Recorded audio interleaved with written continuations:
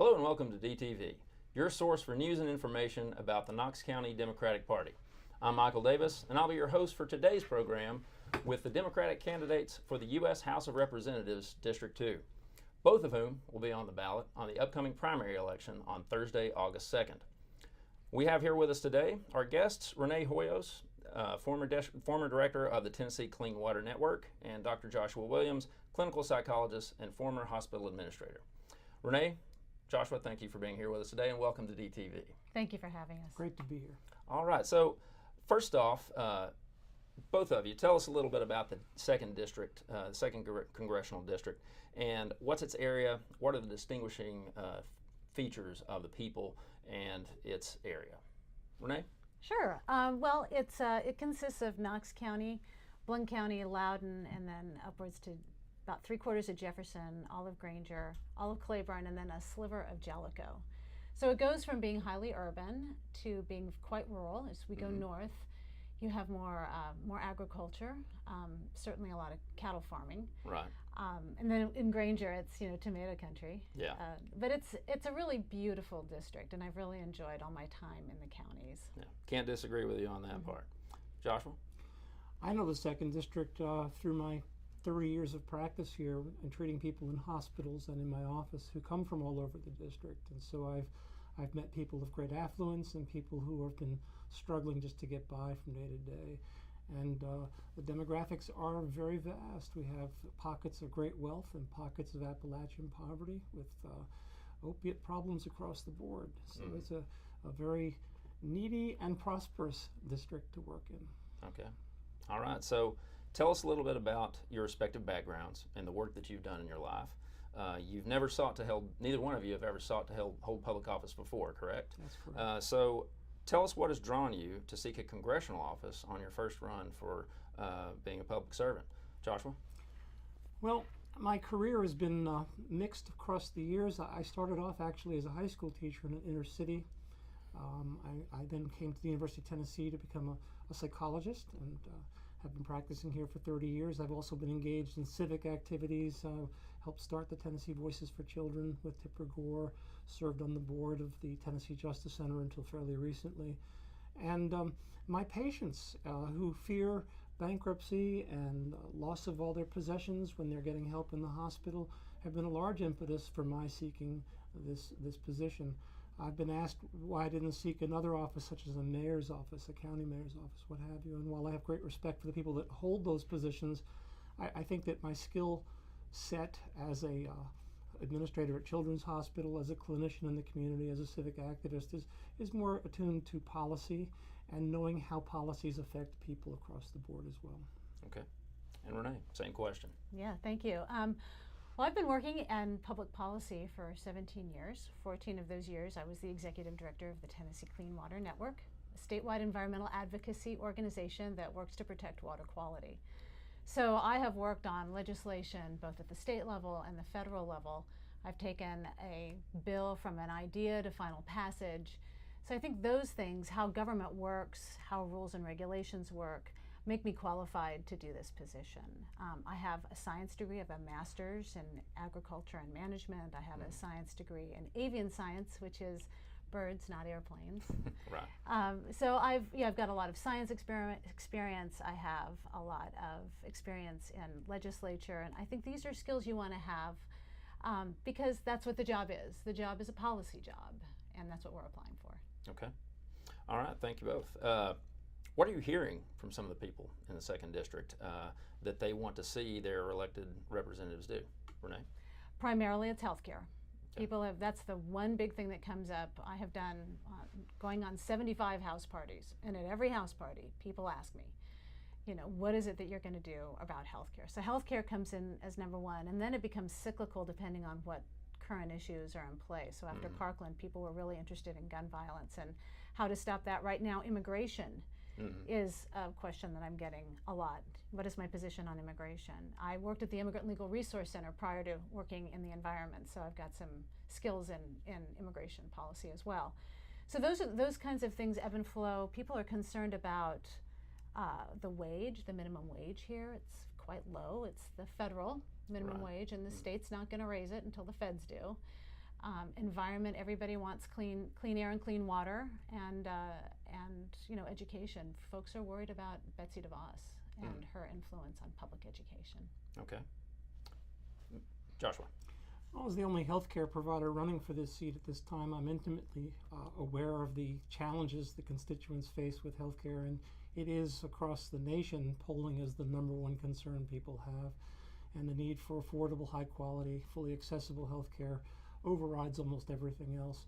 What's fueling this even more since the current administration has been nickel and diming the Affordable Care Act has been the proliferation of opiates and the devastation it's causing. Other issues that are of concern to people are jobs, quality jobs. We lead the nation in having per capita the #1 highest rate of minimum wage jobs in the country, which is a horrible thing to do and have. We need economic development in this area to promote those jobs. Our education needs to be lifetime education so that our people are prepared for the global economy and for whatever may come. I've heard a lot from veterans and their concerns about the Veterans Administration and the problems they've had there, and I've worked in several VA hospitals, so I'm intimately aware of those things. And the environment, and the other thing that we hear about, not only the environment, because we're all worried about our planet and how we're going to get along and get ready, the campaign finance reform has actually been a big issue for a lot of people because they feel that no matter what we're for, if we don't change how bills are actually written in Washington, we're not going to have any traction with all the issues of social justice, the parity for women, what have you. They don't really stand a chance if K Street keeps writing the bills. So above and beyond everything else, healthcare, environment, and campaign finance reform are huge issues for people. Right. And as Renee has said, since Parkland, of course, gun safety has become a very big concern for people. Okay. So these issues that you're mentioning, seems to me that healthcare and education are more fundamental to get into a kind of a Maslow's idea of it. How can you expect people to get jobs, create jobs, hold down jobs if these foundational things aren't there? Yet, there are two of the things that we seem to have a lot of just dysfunction in Congress about passing meaningful, effective, beneficial laws there. Sometimes with on the educational side of it, we see things that some people believe with opening the doors to more and more vouchers, more and more privatized education, that's actually undercutting our public education system. With healthcare, we see vastly differing views on what's going to be best for the nation, but nothing is really getting done. Nothing's really changing there. And so, what do we do about these current issues that seem to be impasses in Congress, that such as healthcare and immigration, education, etc., resulting from failures on both sides? What do you see as the cause of these functional breakdowns, Renee? Well, I think this experiment in the extremes just isn't working. And when I go throughout the counties, a lot of them say, the first thing they ask me is about healthcare, and they could be Republicans, and they're worried about that because that's something that they face every day. So I think getting new people into Congress, people that are interested in reaching across the aisle and having a dialogue with folks and trying to work together to solve the problems, I think is what we really need. And at the legislature, at the state legislature, it was it turned Republican in 2008, and then it became a supermajority in 2010. And my board chair, who was a Trump supporter, at my evaluation said that the legislators liked hearing from the network because we were always really balanced. We weren't scoldy and threatening.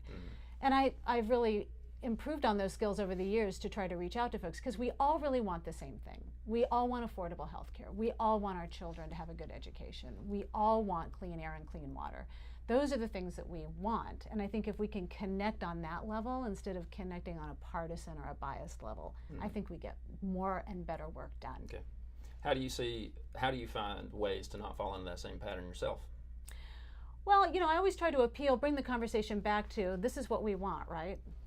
And this is what is going to be best for all of us. And people have responded to it. Like I said, I've spoken to a lot of folks who tell me later, well, I don't vote for the party, I vote for the person, after we've had a really robust conversation about solutions. And maybe they agree, maybe they don't. But the good news is, I have those skills to reach across the divide. Okay.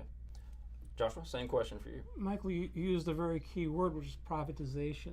And each time we hear that, whether it's the privatization of education or prisons, what have you, it's essentially inserting a profit motive into a society's safety net, if you will. And if you want to see the effects of privatization, look at healthcare today. It is based primarily on a profit motive. And when you have that in healthcare, you see that people get lost in the shuffle. So as a congressman, I'd be looking again to see where a bill, how it affects people, working people. How does it affect regular folks, people who are working hard to get by? And whenever we see privatization rear its head, whether it's charter schools or nonprofit charter schools, what have you, there's always a profit motive in somewhere in the mix. And that's where we lose. And government should have an effective balance between preserving and protecting the interest of business, but it should also be doing the same thing for the people. And the metric of the well-being of people at a business model in government is not a good model because it's a profit model. The metric for the well-being of the country isn't profit, it's the well-being of the people. Yeah. And those are the sorts of things we need to look at in any legislation that comes. So several problems identified there. What do you think would be most effective in remedying this?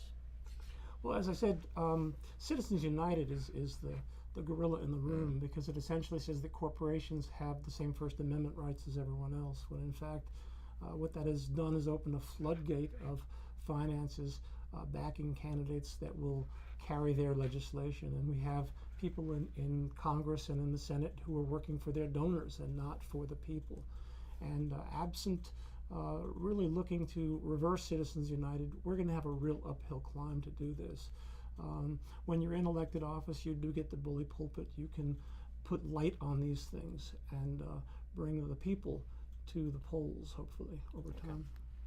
All right. So this question to both of you here, Renee, beginning with you. If you were in Congress right now, what would you be telling the American people about the immigration crisis? Specifically, what is going to be done about, now that we apparently have an executive order stopping the separation of parents and children, we will, we wait to see how that will take effect. But what would you be telling people about, or messaging to people about the reunification of these kids? What about the whole underlying issue going forward about people seeking asylum, about people coming here for the basic human right and dignity of being able to work and raise a family and live, continue to live? How would you be working with your colleagues also to solve this issue? Well, I think we need to call on Congress to have a comprehensive immigration bill and a conversation about how we want immigration to look in this country. Because the way the policies are now, we're just driving people to come here illegally because we don't have clear pathways. Many people say that if they knew the pathway, they'd be happy to stand in line for however long it takes to get citizenship. We don't have a pathway for work here, and we have a great desire for the kind of labor that these countries and these immigrants are providing us. And I think we need to have a process in which we have an access to that labor market, as well as an idea of who they are and where they come from and where they're working. Because some people don't necessarily want to stay here. They want to come up and work and then go back to their families in other countries. And so until we have that conversation, until we really do something to comprehensively overhaul our immigration system, right now all we're doing is band-aiding. The situation becomes dire. This is a great example of democracy in action. I mean, people got really, really angry, and quite frankly, what we're doing on the border is immoral, and that we had to scream so loudly says to me that we have an administration that is really ill-equipped to handle the problems of today. So I would call upon my colleagues to start that conversation on immigration. I would look for comprehensive legislation to provide clear pathways, both to citizenship and to work. And I would come back to the district and tell folks, this is what we're working on. I need your input. One of the things I want to do is make sure that the constituents are always well informed. Okay. Joshua. To a great extent, this is manufactured outrage. We have a very low unemployment rate in this country, which means we have jobs that aren't being filled.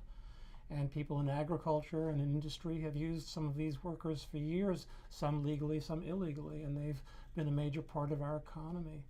As a psychologist, I can tell you that what's been done at the border is inflicting trauma on children and families as well that will take a lifetime to overcome.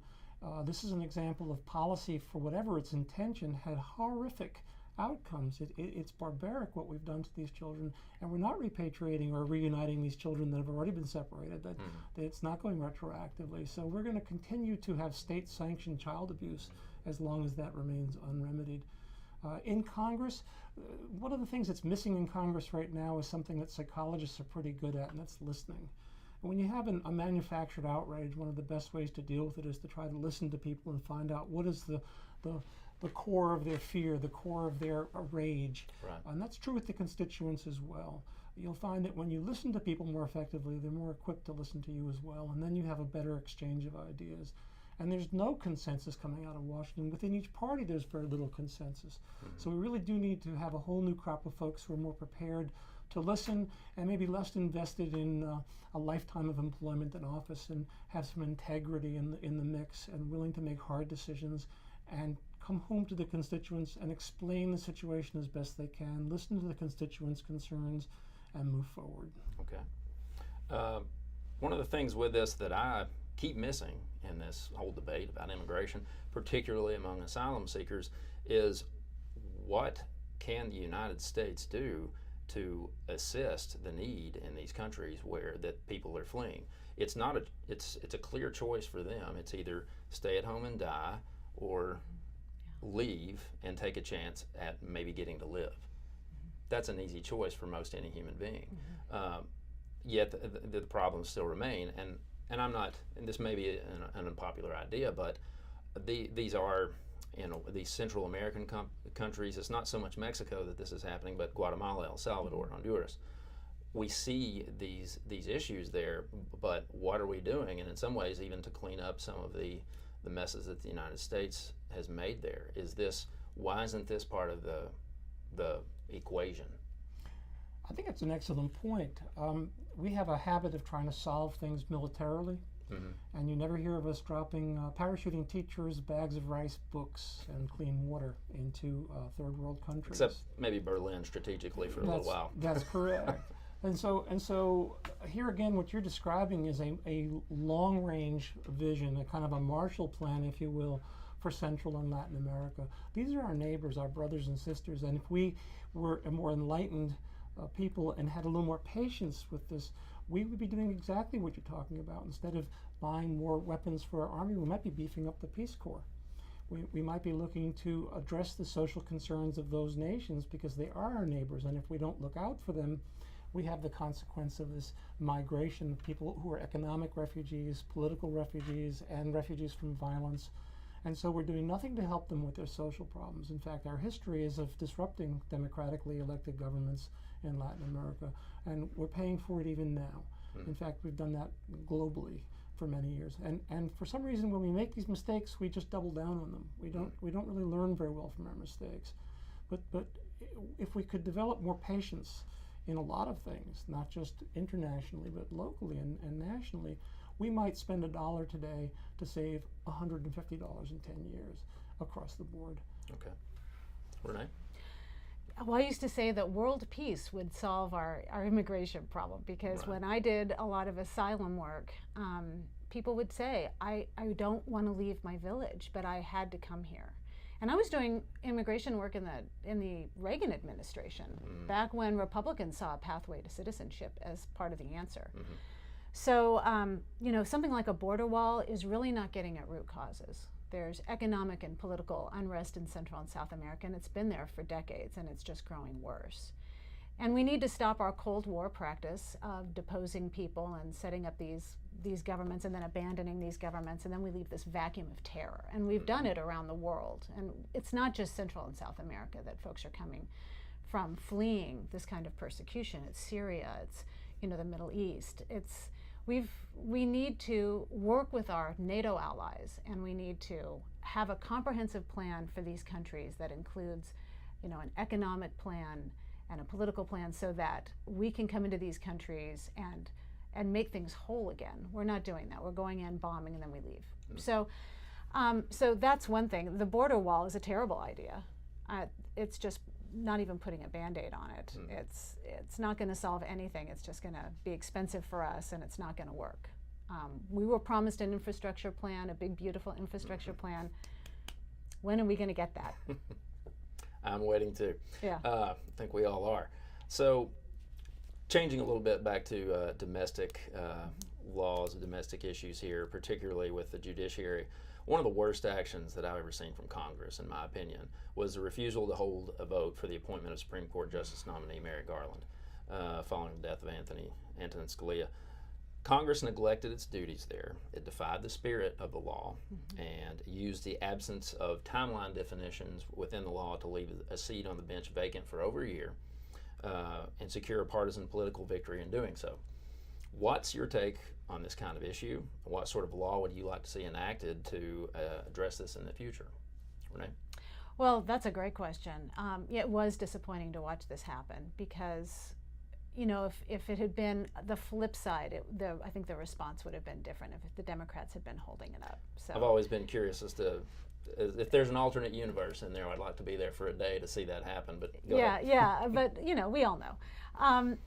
And so, yeah, I think there should be a law in place that says you have a limited amount of time, and it must be enacted within the term of the sitting president, because that's what you get when you're the president. You get to a point, and so taking that away, this is only building up more rancor in Congress. Everybody now has an even bigger axe to grind, and so I think what's been going on in the past year and a half is a real shining example of where all the cracks are. And we do need to do some tune-up. We need to do probably some constitutional tune-ups on some other things that we've all observed, like, you know, maybe a president needs to disclose 10 years of back taxes. Maybe we require that as part of being the president. You know, the broad powers the president is given is so that the president can, you know, have a lot of freedom and authority. Well, maybe we need to close the gap a little bit. So things like that I think we need to work on. But I remain optimistic. We can fix these problems. Okay. Joshua? Yeah, I'm also optimistic, but I think what you're describing was that we have a history of parliamentary maneuvering, which has been sort of a chess game that parties have played forever.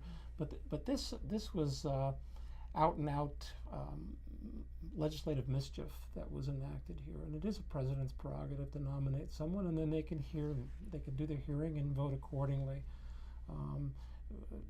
That particular justice was a distinguished justice from the Court of Appeals in the D.C. Circuit who had universal support when he was nominated to that bench. So this was particular political mischief, and it was mean-spirited from start to finish, and it was an example of how contrary Congress had become to the administration of Barack Obama. And where anything he was for, they were just unilaterally and reflexively against whatever it is. And ultimately what we've seen is that their definition by opposition has made them a weakened group, because even now that they have their majority, they're not doing anything with it because they're divided within themselves.